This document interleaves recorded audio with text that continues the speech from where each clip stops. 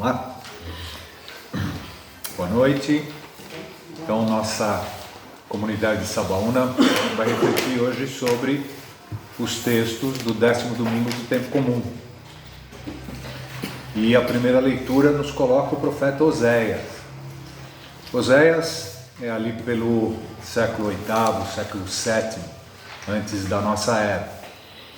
E ele começa, né? É preciso saber segui-lo para reconhecer o Senhor. Aqui é uma tradução diferente. O texto em hebraico no profeta Oséias aqui fala que é preciso conhecer o Senhor, ou conhecei o Senhor, né? E esse verbo é muito importante, porque conhecer é o verbo da aliança, é o verbo da aliança. E ele é muito usado nas Escrituras e também no Novo Testamento. A gente encontra esse verbo na nova aliança de Jeremias, né? Quando ele diz, e não mais será necessário que se divulgue, porque todos conhecerão o Senhor. Todos conhecerão o Senhor. A gente encontra também no capítulo 4 do livro do Gênesis, né? Quando Adão, o texto diz que Adão conheceu a Eva e Eva deu à luz. Interessante, isso no comecinho do capítulo 15, depois na metade do capítulo a mesma coisa, se repete esse verbo, né? E Caim conheceu a sua esposa e ela engravidou.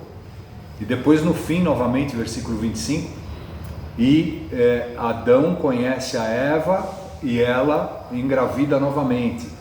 Então esse é o texto, é o verbo da aliança, que a Escritura tirou esse verbo justamente do casamento, do sentido do casamento, né? E é o verbo da relação sexual, vejam vocês, é o verbo da intimidade de Deus com o seu povo. E a gente encontra demais essa imagem nas Escrituras, né? Israel como esposa do Senhor, né? Então, e o Senhor conheceu, lá em Amós, né, capítulo 3, só a ti conheci, né? Ou seja, só contigo eu fiz a aliança, essa aliança que foi feita com Israel. Então é nesse sentido. E aí, certa como a aurora é a sua vinda. Ele virá até nós como as primeiras chuvas, como as chuvas tardias que regam o deserto, o solo. Vejam, são elementos, né, da vida cotidiana, da cultura do povo hebreu, da cultura do povo judeu. Lá por meados de outubro até comecinho de novembro, obrigatoriamente em Israel chove. E chove muito. E curioso que ficam muitos meses sem chover, a terra está seca, completamente dura, e você olha para aquela terra, você não acredita, mas as chuvas, elas sempre vêm, e elas são volumosas, e poucos dias depois da chuva, você olha na terra, você começa a ver que o capim, a grama, as sementes estão brotando, né? Então, para o israelita, isso que o profeta está dizendo tem uma relação direta com a vida, né? Quer dizer, assim como as primeiras chuvas tardias que regam o solo. Como vou tratar-te, Efraim? Como vou tratar-te, Judá? Efraim, vocês lembram que Efraim é um dos filhos de José, né? Jacó teve 11 filhos, mas como José saiu da família e foi para o Egito, vocês lembram disso? E aí José sim tem 2 filhos, Efraim e Manassés, e Efraim é considerado o reino do norte. Então o profeta Oséias está justamente fazendo essa referência. Como é que eu vou te tratar, reino do norte, né? Como vou te tratar, Judá, o reino que tem Jerusalém por centro, né? Vocês lembram que os reinos foram separados logo após a morte de Salomão, né? O filho dele, Roboão, lá no Reino do Norte, o povo reclamando porque havia uma exploração muito grande né? E opressão, inclusive, dos monarcas contra o povo. E o povo reclama e Roboão diz: não, então vocês sobem para a festa aí que a gente vai conversar. E Roboão diz para o povo: o meu pai tratou vocês no chicote e eu vou tratar vocês com escorpiões. Então, quer dizer, a situação ainda ficou pior, e aí houve aquela divisão dos dois reinos, né? Então, nesse sentido, Efraim, considerando essa ideia das 12 tribos, né? Efraim no norte e Judá no sul, como é que o Senhor Deus vai tratar o seu povo, né? E aí o profeta diz: o vosso amor é como nuvem pela manhã, como orvalho que cedo se desfaz. Ou seja, a inconstância de Israel, né? A inconstância da fidelidade de Israel à aliança, né? Lembrem-se que antes o termo usado lá é o termo da aliança, o verbo é yadá, né? Em hebraico. Eu os desbastei por meio dos profetas, arrasei-os com palavras de minha boca, como luz, expandem-se meus juízos. E aí esse versículo 6 que é maravilhoso, né? Quero amor e não sacrifício, conhecimento de Deus mais do que holocaustos. Vejam aí o verbo conhecimento novamente, né? Conhecer, mais do que holocausto.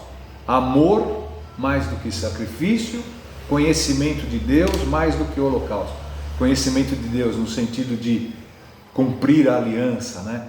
No sentido de uma união com intimidade com Deus, né? E o amor, aí o termo usado, o verbo, né? o termo é hesed, em hebraico, que se repete também para falar do amor de Deus, não só no sentido de amor, mas no sentido de compaixão, de misericórdia, muitas vezes relacionado com justiça, né? Para dizer, viver essa aliança, mais do que os sacrifícios e os holocaustos, é viver uma relação de verdadeiro amor, de verdadeira fidelidade à aliança, né? Então, essa é a ideia aí de Oséias.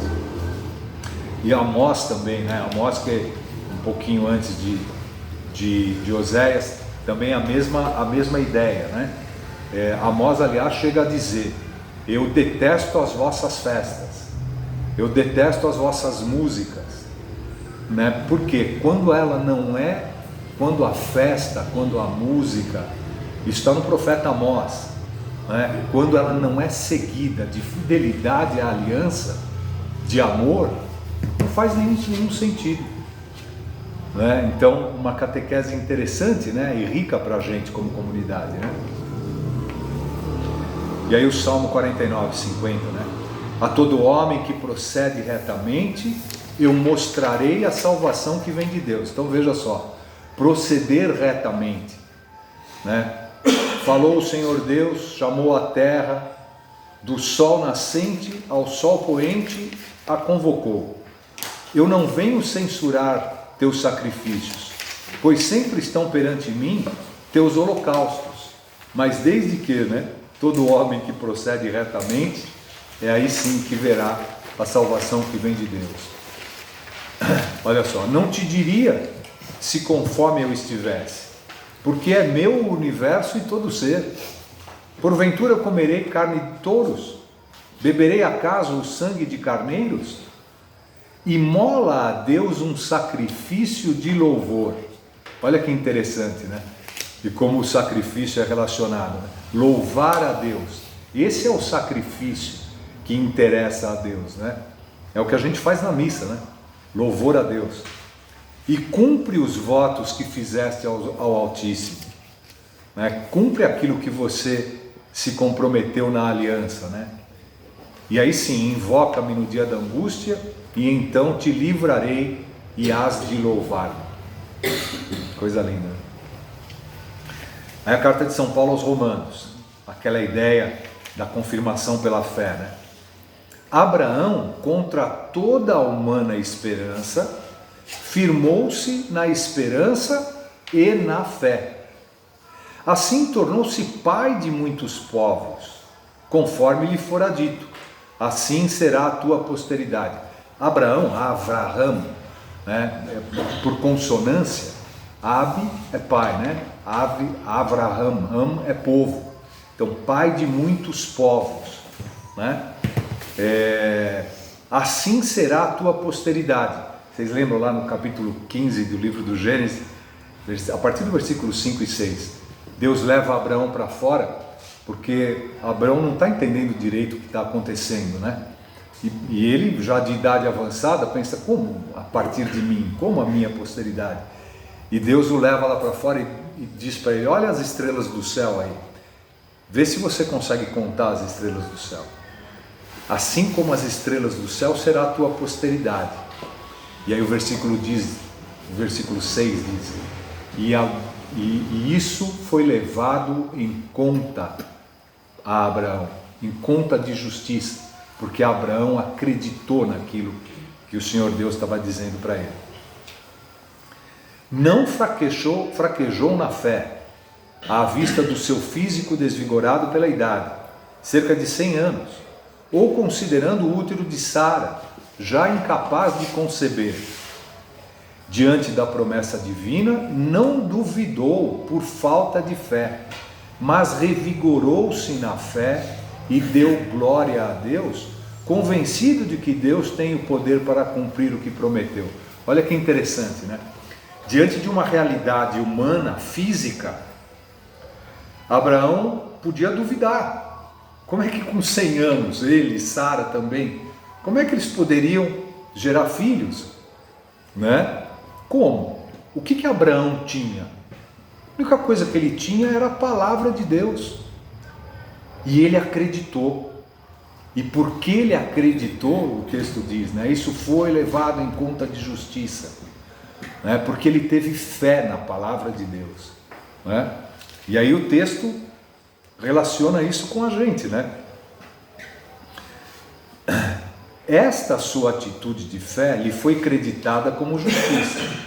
Afirmando que a fé lhe foi creditada como justiça, a Escritura visa não só a pessoa de Abraão, mas também a nós, comunidade de Sabaúna. Pois a fé será acreditada também para nós. Que fé?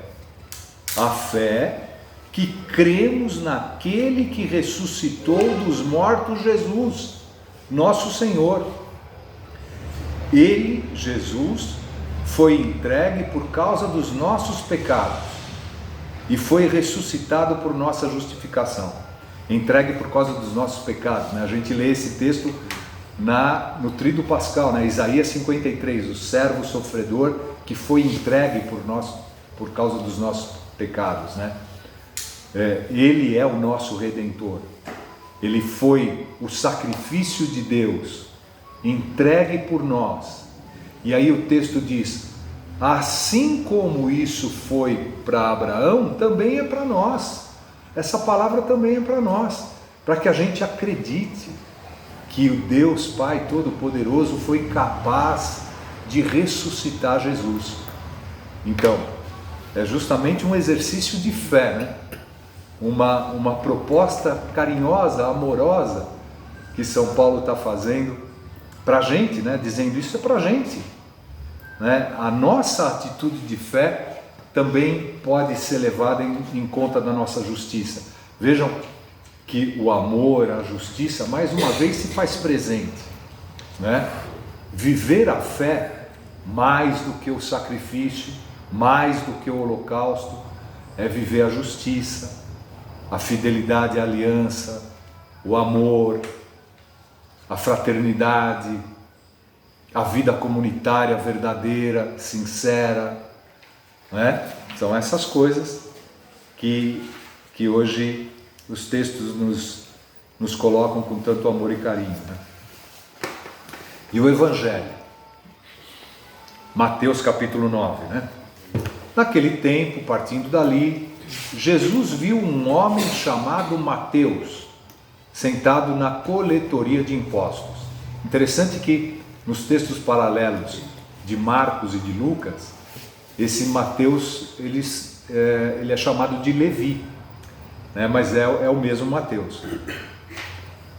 E Jesus vê o sujeito sentado na coletoria de impostos, isso é importante, e diz-lhe: segue-me. Ele se levantou e seguiu a Jesus. Vejam que simples, né? Diferente daquela história dos pescadores e tal, Jesus simplesmente vê Mateus na coletoria de impostos e diz: segue-me. E ele o seguiu, né? Os discípulos que seguem o Mestre, né? Aí um exemplo para que a gente siga Jesus também com simplicidade, né? Enquanto Jesus estava à mesa em casa de Mateus, vieram muitos cobradores de impostos e pecadores e sentaram-se à mesa com Jesus e seus discípulos. Alguns fariseus viram isso e perguntaram aos discípulos: por que o vosso mestre come com os cobradores de impostos e com os pecadores? Em outras traduções está lá com os publicanos são relacionados aos pecadores. Vejam que é a mesma ideia, a mesma temática, lá no capítulo 15 do livro de Lucas, do Evangelho de Lucas, a gente vê exatamente isso, um pouquinho antes das 3 parábolas da misericórdia, né? Os fariseus questionam Jesus porque ele está comendo com os pecadores, com os publicanos, né? E Jesus conta aquelas 3 parábolas lindas, da ovelha perdida, da moeda perdida, da mulher que perde o dracma, né? E do filho pródigo, o filho que se perde. E aí, no Evangelho de Lucas, Lucas apresenta Jesus como é que se relaciona o amor misericordioso de Deus, né? E aqui é a mesma coisa, né? Exatamente esse conceito. Ele está lá sentado à mesa com publicanos e pecadores, e Jesus ouviu a pergunta e respondeu: aqueles que têm saúde não precisam de médico, mas sim de doentes. Mas sim os doentes precisam de médico. Aprendei, pois, o que significa: quero misericórdia e não sacrifício. Exatamente o que a gente leu em Oséias. Exatamente. Quero amor e não sacrifício. Conhecimento de Deus e não holocaustos, né? Então, Mateus repete exatamente o versículo que nós lemos na primeira leitura. Quero misericórdia e não sacrifício. De fato, eu não vim chamar os justos, mas os pecadores. Vejam que interessante, né? À medida que os fariseus, que se vangloriavam de seguir a aliança, de obedecer, uma parte dos fariseus, né? Porque muitos fariseus aceitaram Jesus como Messias, como Filho de Deus. Muitos judeus aceitaram. Mas as Escrituras relacionam, o Novo Testamento relaciona muito essa questão, que ficou até meio pejorativa para os fariseus, né? Porque isso a gente também encontra lá no capítulo 9 do livro de João, no finzinho do capítulo 9, quando Jesus diz: vocês dizem que sabem tudo, que enxergam, mas essa visão é completamente cega. Não é? Por quê? Ela é cega quando a gente se prende ao sacrifício, se prende ao holocausto, se prende ao rito, mas a vida não traduz a justiça, o amor, a fraternidade, não é? E é isso que Jesus apresenta. Jesus apresenta o Pai cheio de amor e cheio de misericórdia, né? E é com Ele que a gente pode se encontrar na palavra, que era o que Abraão tinha, e por isso ele teve fé, e a palavra é apresentada em cada celebração para a gente, na Eucaristia, né? Então, esse conceito, né, o nosso sacrifício, a nossa missa, ela faz sentido se a gente viver verdadeiramente a aliança, a misericórdia, aquilo que Deus nos apresenta com um amor infinito. É essa a ideia. Vamos fazer uma reflexão nós aqui sobre os textos, como é que eles se relacionam.